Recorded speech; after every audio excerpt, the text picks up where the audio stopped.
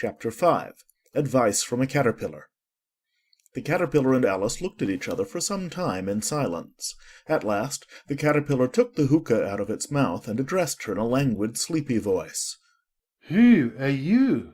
said the caterpillar. This was not an encouraging opening for a conversation. Alice replied rather shyly. I hardly know, sir, just at present.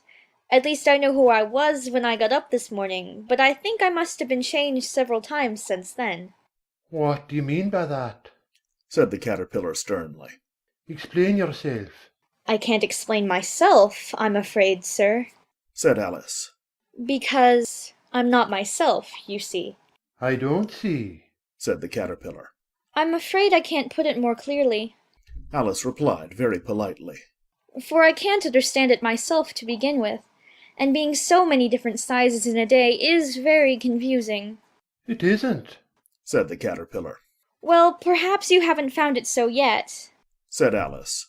but when you have to turn into a chrysalis, you will some day, you know, and then after that into a butterfly, I should think you'll feel it a little queer, won't you? "Not a bit," said the caterpillar. Well, perhaps your feelings may be different. Said Alice. All I know is, it would feel very queer to me. "You? Said the caterpillar contemptuously.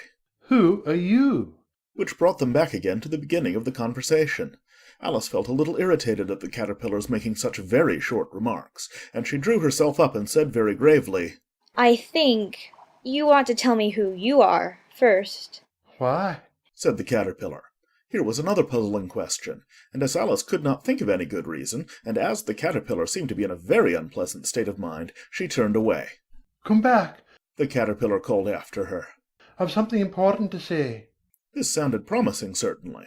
Alice turned and came back again. "Keep your temper," said the caterpillar. Is that all? Said Alice, swallowing down her anger as well as she could. "No," said the caterpillar. Alice thought she might as well wait, as she had nothing else to do, and perhaps after all it might tell her something worth hearing. For some minutes it puffed away without speaking, but at last it unfolded its arms, took the hookah out of its mouth again, and said, "So you think you're changed, do you?" I'm afraid I am, sir. said Alice. I can't remember things as I used, and I don't keep the same size for 10 minutes together. "Can't remember what things?" said the caterpillar. Well, I've tried to say, how doth the little busy bee, but it all came different. Alice replied in a very melancholy voice. "Repeat. You are old, Father William," said the caterpillar. Alice folded her hands and began. You are old, Father William, the young man said, and your hair has become very white, and yet you incessantly stand on your head. Do you think, at your age, it is right?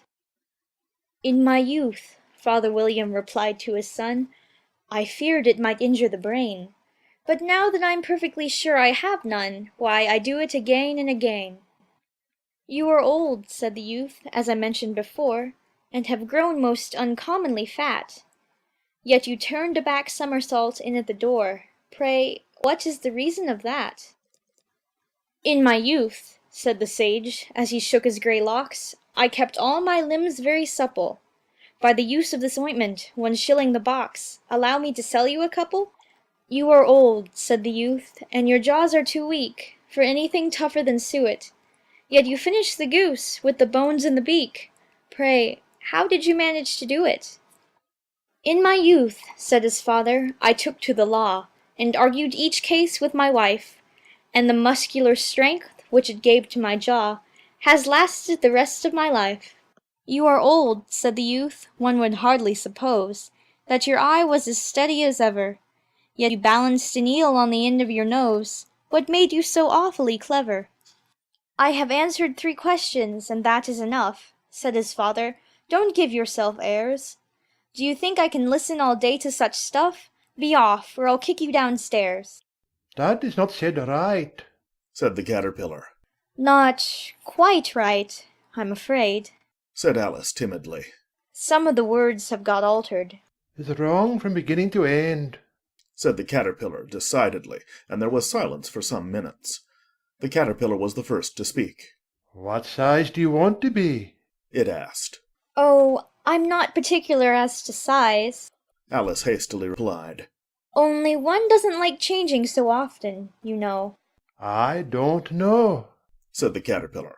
Alice said nothing. She had never been so much contradicted in her life before, and she felt that she was losing her temper. Are you content now? Said the caterpillar. Well, I should like to be a little larger, sir, if you wouldn't mind. Said Alice. 3 inches is such a wretched height to be. It is a very good height indeed. Said the caterpillar angrily, rearing itself upright as it spoke. It was exactly 3 inches high. But I'm not used to it. Pleaded poor Alice in a piteous tone, and she thought of herself. I wish the creatures wouldn't be so easily offended. You'll get used to it in time. Said the caterpillar, and it put the hookah into its mouth and began smoking again. This time Alice waited patiently until it chose to speak again. In a minute or two the caterpillar took the hookah out of its mouth and yawned once or twice and shook itself. Then it got down off the mushroom and crawled away in the grass, merely remarking as it went, One side will make you grow taller, and the other side will make you grow shorter. One side of what? The other side of what? thought Alice to herself. Of the mushroom. Said the caterpillar, just as if she had asked it aloud, and in another moment it was out of sight. Alice remained looking thoughtfully at the mushroom for a minute, trying to make out which were the two sides of it, and as it was perfectly round, she found this a very difficult question. However, at last she stretched her arms round it as far as they would go, and broke off a bit of the edge with each hand. And now, which is which? She said to herself, and nibbled a little of the right-hand bit to try the effect. The next moment she felt a violent blow underneath her chin. It had struck her foot. She was a good deal frightened by this very sudden change, but she felt that there was no time to be lost, as she was shrinking rapidly, so she set to work at once to eat some of the other bit. Her chin was pressed so closely against her foot that there was hardly room to open her mouth, but she did it at last, and managed to swallow a morsel of the left-hand bit. Come, my head's free at last. Said Alice in a tone of delight, which changed into alarm in another moment when she found that her shoulders were nowhere to be found. All she could see when she looked down was an immense length of neck, which seemed to rise like a stalk out of a sea of green leaves that lay far below her. What can all that green stuff be? Said Alice. And where have my shoulders got to? And oh, my poor hands, how is it I can't see you? She was moving them about as she spoke, but no result seemed to follow except a little shaking among the distant green leaves. As there seemed to be no chance of getting her hands up to her head, she tried to get her head down to them, and was delighted to find that her neck would bend about easily in any direction, like a serpent. She had just succeeded in curving it down into a graceful zigzag, and was going to dive in among the leaves, which she found to be nothing but the tops of the trees under which she had been wandering, when a sharp hiss made her draw back in a hurry. A large pigeon had flown into her face, and was beating her violently with its wings. "Serpent!" screamed the pigeon. I'm not a serpent. Said Alice indignantly. Let me alone. "Serpent, I say again." Repeated the pigeon, but in a more subdued tone, and added with a kind of sob, "I've tried every way, and nothing seems to suit them." I haven't the least idea what you're talking about. Said Alice. "I've tried the roots of trees, and I've tried banks, and I've tried hedges, The pigeon went on without attending to her. but those serpents, there's no pleasing them." Alice was more and more puzzled, but she thought there was no use in saying anything more till the pigeon had finished. "As if it wasn't trouble enough hatching the eggs. Said the pigeon. But I must be on the lookout for serpents night and day. Why, I haven't had a wink of sleep these 3 weeks." I'm very sorry you've been annoyed. Said Alice, who was beginning to see its meaning. "And just as I'd taken the highest tree in the wood, Continued the pigeon, raising its voice to a shriek. and just as I was thinking I should be free of them at last, they must needs come wriggling down from the sky. Oh, serpent!" But I'm not a serpent, I tell you. Said Alice. I'm a... "Well, what are you?" Said the pigeon. "I can see you're trying to invent something." I'm a little girl. Said Alice, rather doubtfully, as she remembered the number of changes she had gone through that day. "A likely story indeed." Said the pigeon in a tone of the deepest contempt. I've seen a good many little girls in my time, but never one with such a neck as that. No, no, you're a serpent, and there's no use denying it. I suppose you'll be telling me next that you never tasted an egg. I have tasted eggs, certainly. said Alice, who was a very truthful child. But little girls eat eggs quite as much as serpents do, you know. I don't believe it. Said the pigeon. But if they do, why, then they're a kind of serpent, that's all I can say.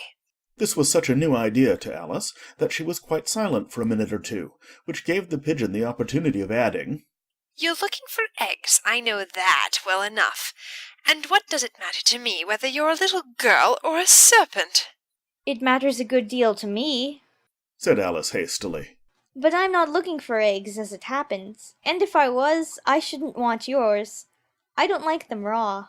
Well, be off then, said the pigeon in a sulky tone, as it settled down again into its nest.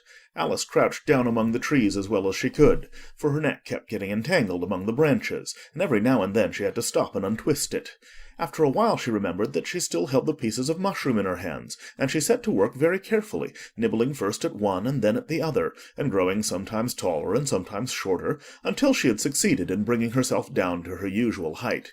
It was so long since she had been anything near the right size that it felt quite strange at first, but she got used to it in a few minutes and began talking to herself as usual. Come, there's half my plan done now.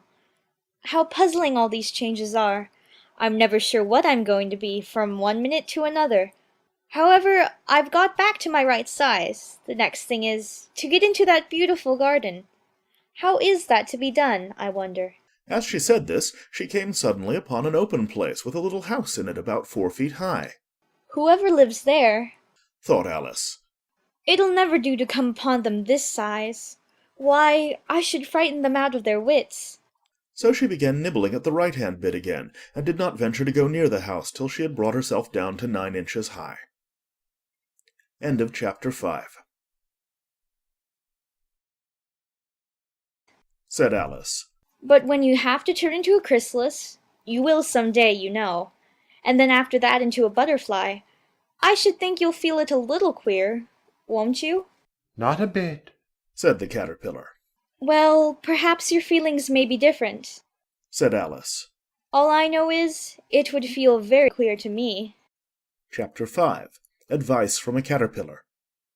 The caterpillar and Alice looked at each other for some time in silence. At last, the caterpillar took the hookah out of its mouth and addressed her in a languid, sleepy voice. Who are you? said the caterpillar. This was not an encouraging opening for a conversation. Alice replied rather shyly. I'm not myself, you see, I don't see, said the caterpillar. I'm afraid I can't put it more clearly, Alice replied very politely. For I can't understand it myself to begin with, and being so many different sizes in a day is very confusing. It isn't, said the caterpillar. Well, perhaps you haven't found it so yet. I hardly know, sir, just at present. At least I know who I was when I got up this morning, but I think I must have been changed several times since then. What do you mean by that? said the caterpillar sternly. Explain yourself. I can't explain myself, I'm afraid, sir. said Alice. Because... You? said the caterpillar contemptuously. Who are you? Which brought them back again to the beginning of the conversation. Alice felt a little irritated at the caterpillar's making such very short remarks, and she drew herself up and said very gravely, I think you ought to tell me who you are first. Why? said the caterpillar. Here was another puzzling